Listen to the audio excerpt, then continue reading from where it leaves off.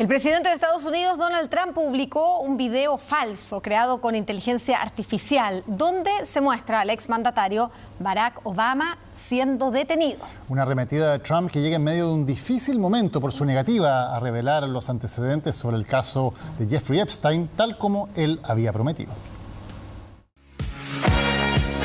Esta imagen no es real.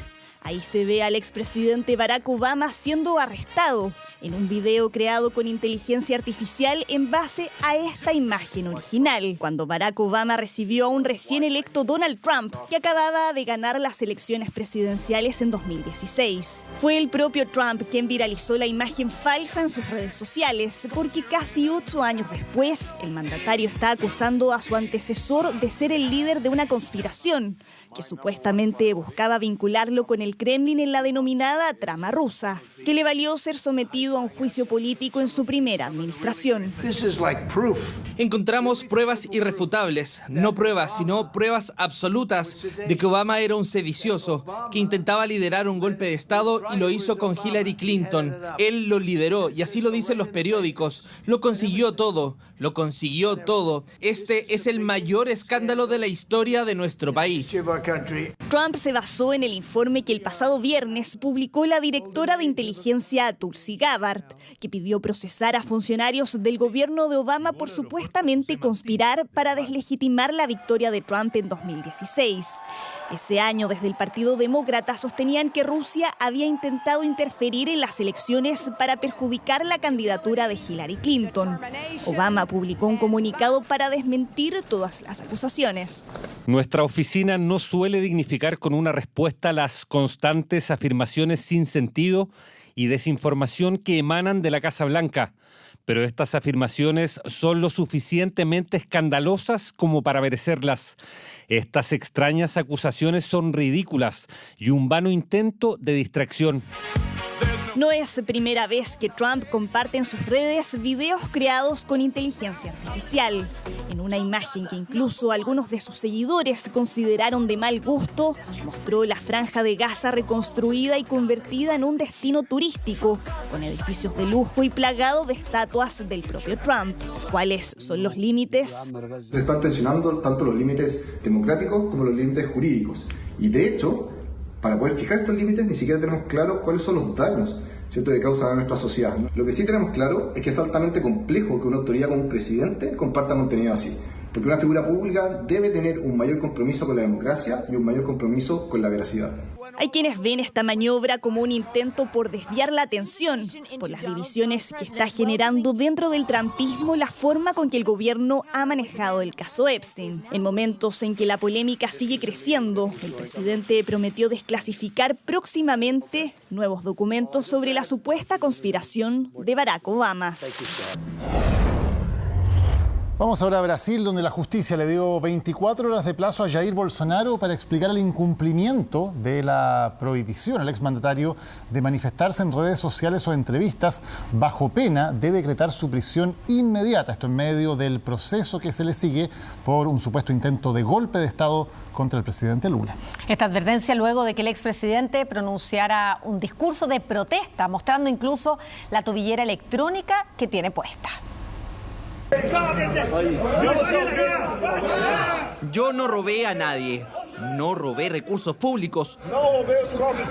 En medio de un caótico ambiente, Bolsonaro le mostró al mundo la tobillera electrónica que ahora debe portar tras la determinación del Supremo Tribunal Federal de Brasil, en medio de la investigación por su presunta participación en el intento de golpe de Estado contra el actual gobierno de Luis Ignacio Lula da Silva. Un proceso judicial que podría llevarlo a enfrentar una condena de hasta 40 años de prisión. No maté a nadie, ni hice contrabando con nadie. Esto es un símbolo de la máxima humillación. ¿Qué están haciendo con el expresidente de la República? Pero es esta alocución en la explanada del Congreso, donde lo esperaban los periodistas, la que podría ocasionar que las medidas cautelares en su contra se vuelvan aún más rígidas. El juez Alexandre de Moraes le había ordenado la prohibición de usar redes sociales y la restricción de ofrecer entrevistas que puedan ser difundidas por medios digitales, algo que Bolsonaro rozó este lunes al hablar con la prensa. Vamos a enfrentarlos. Todo lo que vale para mí es la ley de Dios. Esto es la liberación de Brasil. El juez del Tribunal Supremo amenazó al expresidente Bolsonaro con que podría ser detenido y puesto en prisión preventiva si incumple las medidas cautelares. Hace unos días, el magistrado ya había sido sancionado por Estados Unidos luego de que el secretario de Estado Marco Rubio anunciara que la visa de Moraes y otros jueces afines había sido revocada. Queremos garantizar que el expresidente Bolsonaro estará más presente que nunca dentro de los espacios legales. Aún así, incluso con la censura, buscaremos todas las estrategias de comunicación para seguir dándole voz. Y si se le impide tener voz en las redes sociales, hablaremos por él. Quiero recordarles que el presidente Lula concedió entrevistas incluso desde la cárcel. Mientras tanto, sin una sentencia firme en la farsa del golpe de Estado del 8 de enero, Bolsonaro fue víctima de estas medidas cautelares.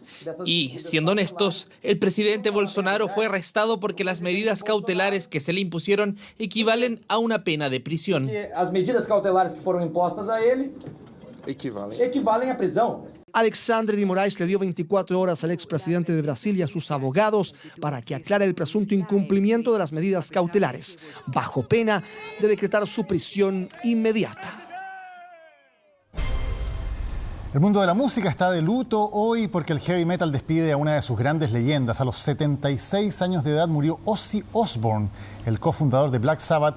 Se había presentado hace solo un par de semanas en un multitudinario show de despedida de los escenarios. Una figura que tuvo que luchar con las adicciones en su carrera y que en los últimos años se enfrentó a un Parkinson que terminó deteriorando su salud.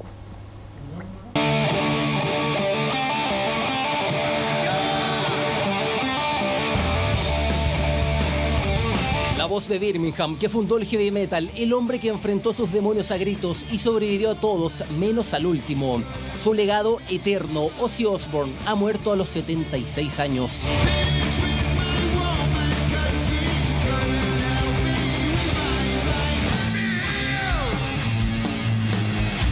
El 5 de julio de este año, su última aparición en vivo en Reino Unido. Hoy, entre videos y un recuerdo latente, Katy Mariqueo y su novio Jorge Martelli vuelven a lo vivido hace unas semanas. Fueron testigos presenciales de aquel momento. Yo estaba en las gradas, entonces lo veía de bastante lejos, pero yo lo veía bien. Pero cuando salió este trono fue perfecto. Él estaba en cancha. Fue un poco un shock verlo en la silla, en el trono en el que salió, pero tenía la misma energía y las mismas ganas de siempre. En una ciudad gris de Inglaterra industrial nació John Michael Osbourne, un muchacho tímido de Birmingham, con una voz que parecía venir de un lugar poco conocido. Nadie imaginaba que aquel joven sería conocido para siempre como Ozzy, el príncipe de las tinieblas, un hombre susurrando a los altares del rock.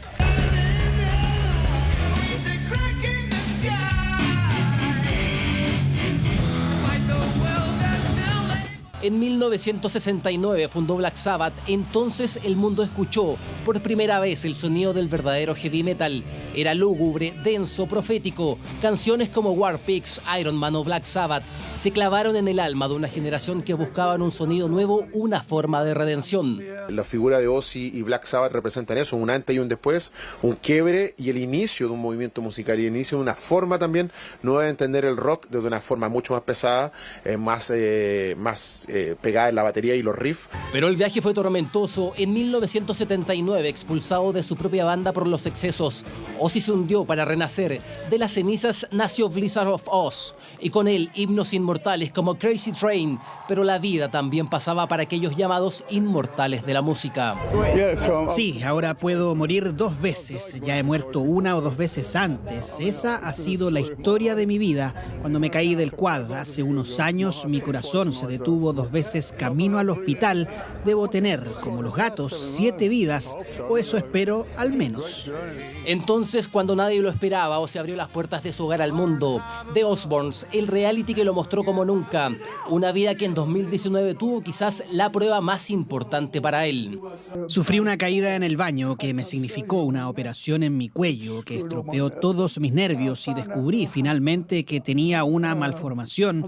De hecho, se dice que Es Parkin 2, lo que es un tipo de Parkinson. En medio de diagnósticos duros como el Parkinson que desafiaban su cuerpo, no abandonó el camino de la música. En 2024 ingresó formalmente al Salón de la Fama del Rock and Roll. Tuve el privilegio de hacer muchas entrevistas con Ozzy, al menos 5. Y él me abraza y me dice, I love you, man. Así de la manera en que era él, un osito querible, un tipo muy humano sobre todo, y eso se nota en las letras de Black Sabbath y en las letras de él.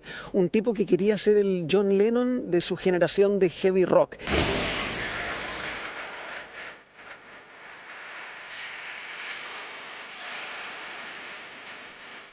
Hoy el príncipe de las tinieblas vuelve a su reino. Ese mismo 5 de julio fueron aquellos que siguen su legado quienes le dieron su último adiós.